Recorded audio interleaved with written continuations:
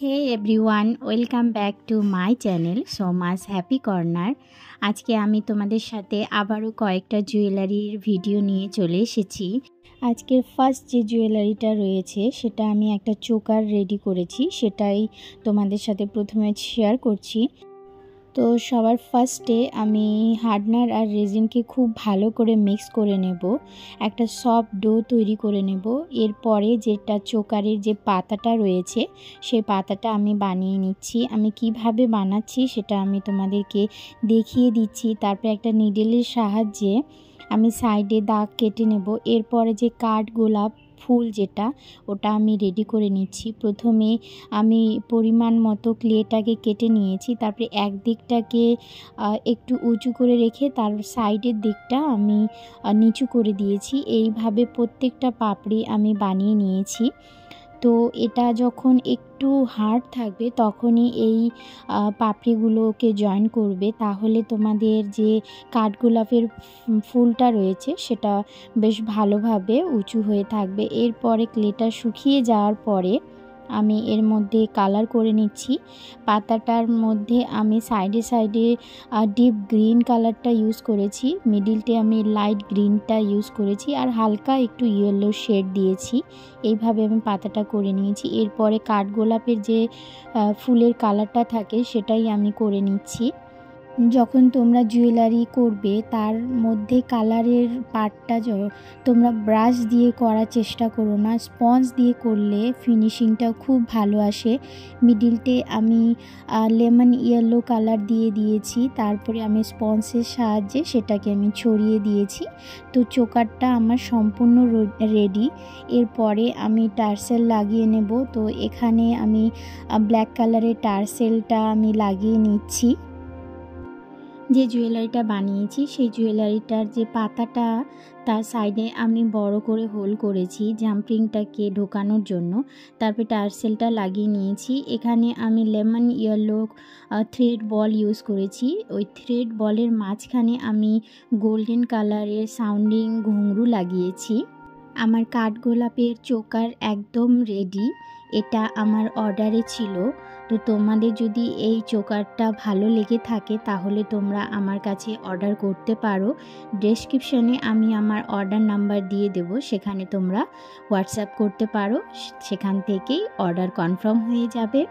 তারপরে জুয়েলারিটা সবসময় আমি বলেছি যে ক্লে দিয়ে কাজ করলে সবার শেষে কিন্তু ভার্নিশটা ইউজ করতে হয়, আর ভার্নিশ ইউজ করলে জুয়েলারিটার একটা শাইনি এফেক্ট থাকে আর জুয়েলারিটা অনেক দিন ভালো থাকে।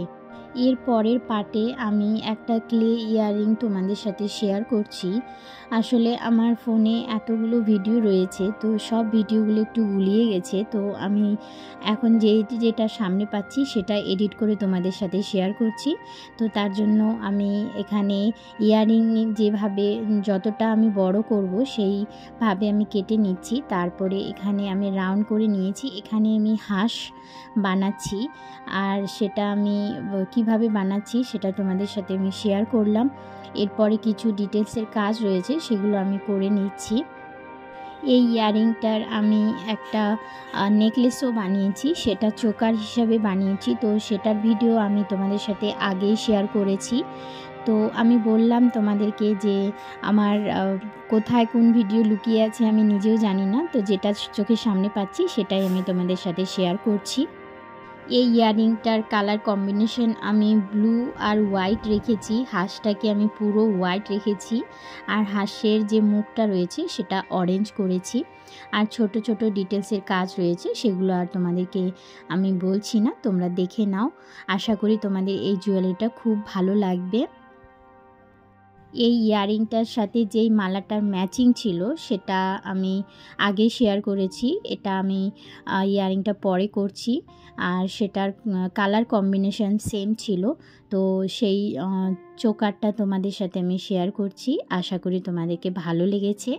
আর যদি এরকম জুয়েলারি তোমরাও নিজেদের জন্য বানাতে চাও তাহলে কিন্তু আমার সাথে কন্ট্যাক্ট করতে পারো। এই রকম জুয়েলারি আমি দুটো বানিয়েছি, দুটোই আমার অর্ডারে ছিল। কেমন হয়েছে সেটা কিন্তু তোমরা অবশ্যই কমেন্ট করে আমাকে জানাবে। এরপরে লাস্টে যেই জুয়েলারিটা আমি তোমাদের সাথে শেয়ার করব সেটা একটা কাঠগোলাপ।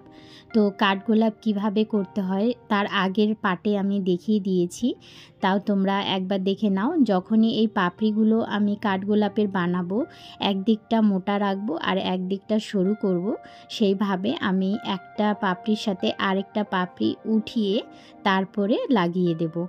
এই কাঠগোলাপের পাপড়িগুলো একটু মুড়িয়ে দিলে বেশি ভালো হয়, কিন্তু আমার ক্লেটা এতটাই শুকিয়ে গিয়েছিল যে বারবার ফেটে যাচ্ছে, তার জন্য আমি এইভাবেই বানিয়েছি।